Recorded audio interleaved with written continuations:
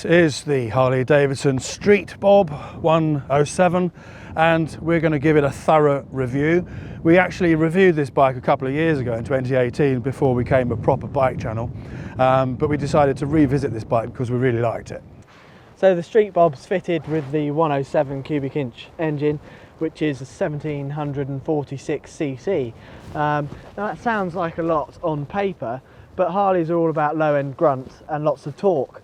So it's not like a 1000cc superbike will give you ridiculous speeds. It's not going to rip your head off like that. It's much more lower tuned for long distance riding and for reliability. Now the Street Bob handles really well. It's one of these bikes you can chuck around in the corners and flick it about, largely because of its sort of narrow front tyre and 19-inch front wheel. It's a very flickable bike, so you can have some fun with this bike, but equally if you just want to ride along normally and just cruise around, it's perfectly comfortable and perfectly at home. So this engine produces 86 horsepower and that comes in at 5,020 RPM, whereas it produces a lot more torque, which is 145 Newton meters of torque at 3,000 RPM. So your torque comes in quite low, as it does with all Harleys, and you really do notice that torque.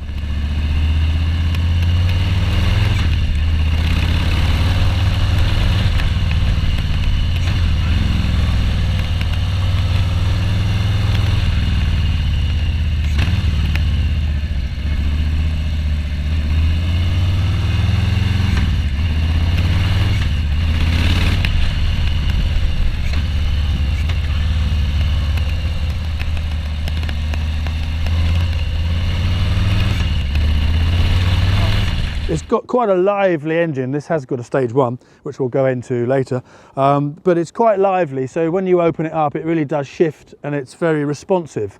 And of course, being a Harley Davidson, it's got more torque than it has power, but you get that feeling from low revs that this bike just wants to pull, and it's an enjoyable ride, and the feeling of going up the hills and it using all that torque and the deep sound to the exhaust is very exhilarating. So it's a wonderful bike to ride. It sort of satisfies your senses and it's got lots of soul.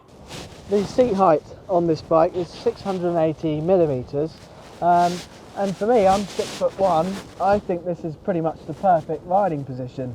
If you're a bit shorter, you could of course bring the bars back a bit, or you could go for a different set of bars, so you could get Hollywood bars. I know a lot of people have done that who are a bit shorter, and if you're taller, you could get taller bars and a taller seat.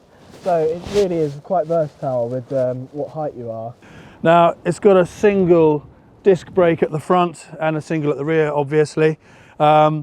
The rear brake isn't that brilliant, to be honest, and it's the second one we have had and that wasn't that brilliant, so it must be something to do with the Street Bob brakes. So the brakes are okay, it does stop, but I wouldn't say they're the best brakes in the world by any means.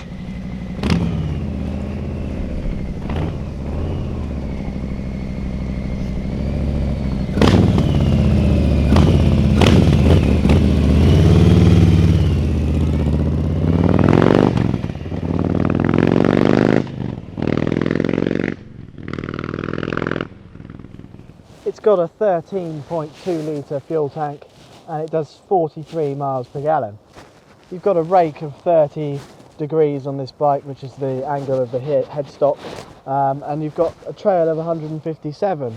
So with that trail you're going to get quite a nice stable ride, but because of the narrow front tyre on this bike, you get a bit more flickability than you would with some of the models with the bigger fat front tyres like the Fat Bob or so on and so forth. The riding position on this I like very much. I like the Mini Apes. They're perfectly wide enough and they're a comfortable position. They're not too high or too low. The feet are fairly widely spaced because it's quite a wide bike at the bottom. It's narrow at the top where the cylinders are, but it's quite wide where the feet are. So when you grip the tank with your knees, your feet are slightly out at an angle.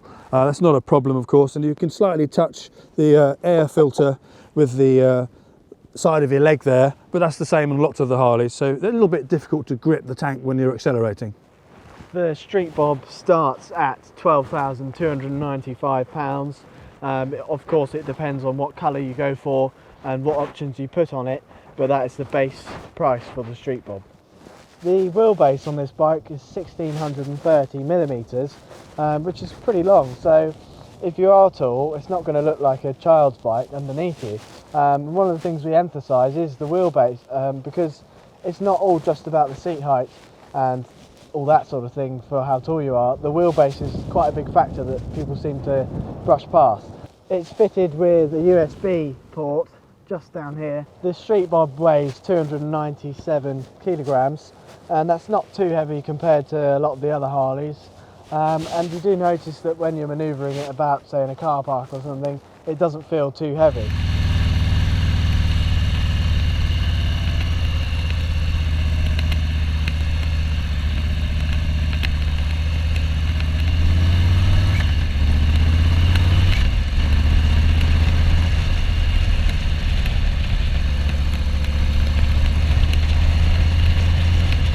Now the clutch is creaky, but that's just, I've never had that before. It's probably because it's been out in the rain. But the gear change is typical Harley. It's quite clunky, but they go up and down perfectly fine. It's just a characteristic of the Harley Davidson gearboxes. They're kind of agricultural. Now this is not bog standard. It's fitted with a Screaming Eagle air cleaner under here, which you can't see because you've got the standard cover on it.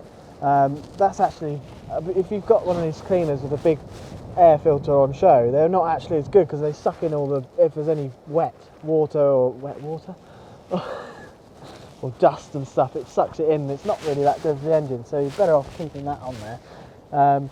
You've got Vance & Hines Eliminator 300 slip-ons. These sound really good. They're not too loud on the run, on the tick over, but when you open it up, they're really nice and loud. And it's also got stage 1 tune and the ECU tune and whatever you'd expect to have with that. Now today it's extremely windy as usual, but we've got a new mic, which you'll know if you watched our last video on the Indian in Springfield, and this should, hopefully, you wouldn't be able to hear any of the wind noise. This is probably one of the windiest days I've ever filmed on. It's probably 70-mile-an-hour winds probably, so hopefully you won't hear that at all. So the mud guards on this, or the fenders, they're not as big as some of the other models like the Heritage or the Deluxe. They give you that cool look, but if it is a wet day and it's a bit muddy or whatever, you're probably going to get a bit of that on you, on your legs and maybe on your back from the back one. So the Street Bob is a soft tail. Previously it was a Dyna with the twin shocks which you'd see either side, but now it's a monoshock and that's underneath, hidden underneath the seat, so it gives you this really nice clean looking back end.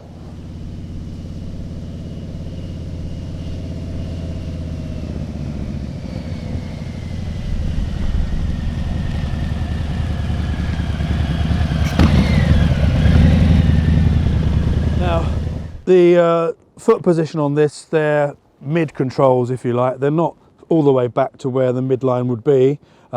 They're sort of halfway between the mid size of the bike and the forward controls. I believe now you can get a forward control kit on these. You can, yeah. But the seating position is perfectly fine. And to be honest, forward controls aren't everything.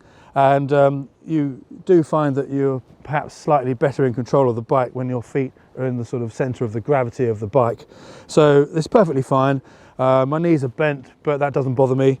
And lots of bikes are like that anyway, so it's part of the character of this bike that the foot position is as it is. The suspension's pretty good on this bike. You feel the bumps a little bit, but it's more than adequate. The styling of this bike is probably one of my favourite of the, in fact it's my favourite Harley styling wise. I love the mini apes and I love the riding position that it gives you. The one thing I don't like about the styling of the Street Bob is this wrinkle black paint that they use on lots of the parts. It's on the bars, it's on the head clamp, it's also on the cylinder heads and all around here as well. So I'm not a massive fan of that. I think it would look a lot better if it was in this matte black finish that the exhaust is in and the air cleaner cover. But that also, with the Softail standard, can eliminate that problem. But I'm also not a fan of chrome, so if that was gloss black, that would be better for me as well. Now, as we went to pick this bike up today from Sycamore Harley Davidson in Uppingham, who very kindly lent us their demo bike to ride. So check them out. They've got a website and obviously very good dealership and sell clothes and everything. As we pick the bike up, they've got in the showroom the Softail Standard, which is kind of the same bike but with a few differences. The Softail Standard has got a lot more chrome on it. And at first I thought, when I first saw it on the internet, I thought, oh, what's the point of it? But actually it looks very nice. So if you want to save yourself £1,000, basically the same bike but with a bit more chrome, go for the Softail Standard.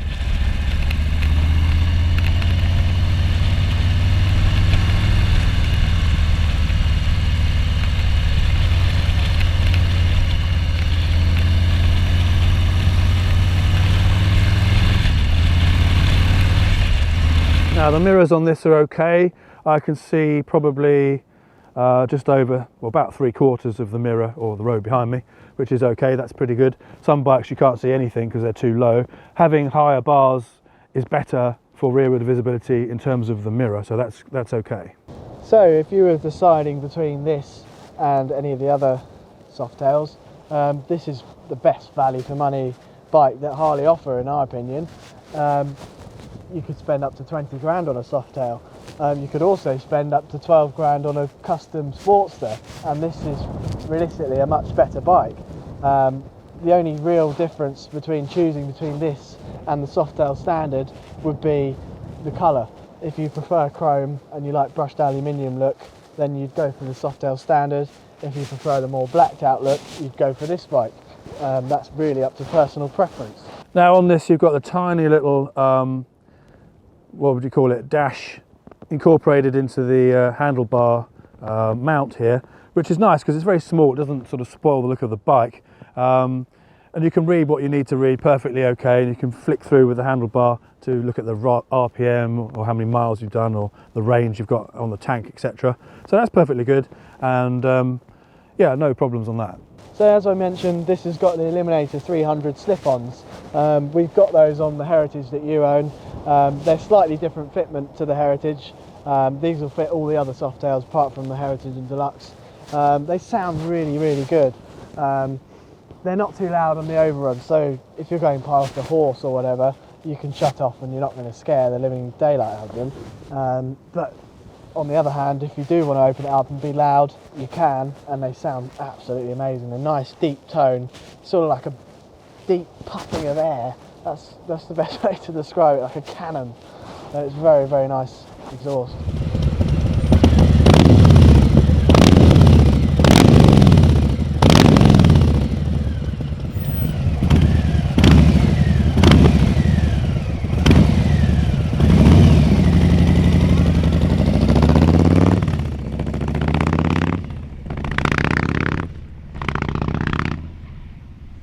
Now, as always, before we film the video, we've test ridden the bike on all different roads.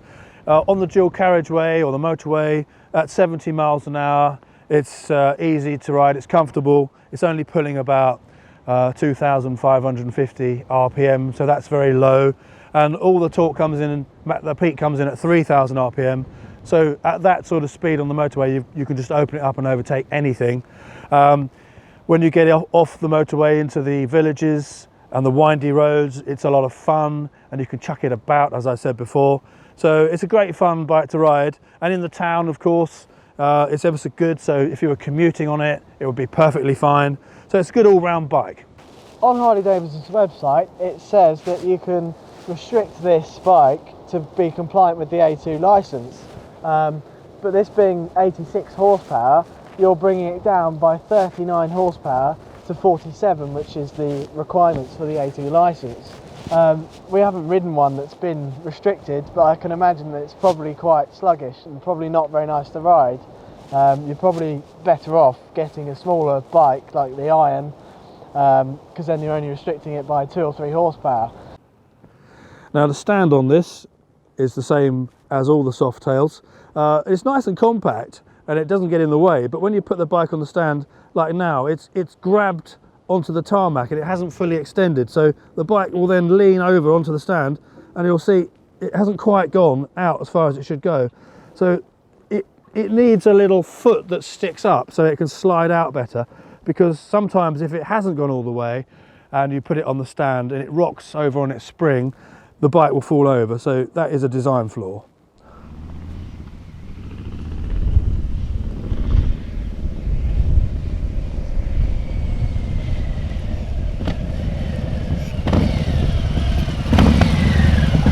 One way of describing this bike is that it pulls like a rhinoceros, and we've just designed a t-shirt that says pretty much that thing. So if you look at our t-shirts, they'll be displayed in the carousel below. Don't forget to subscribe if you haven't done already. We want to try and get to 20,000 subscribers hopefully by the end of the year, so you've got nothing to lose, it's free, so why not?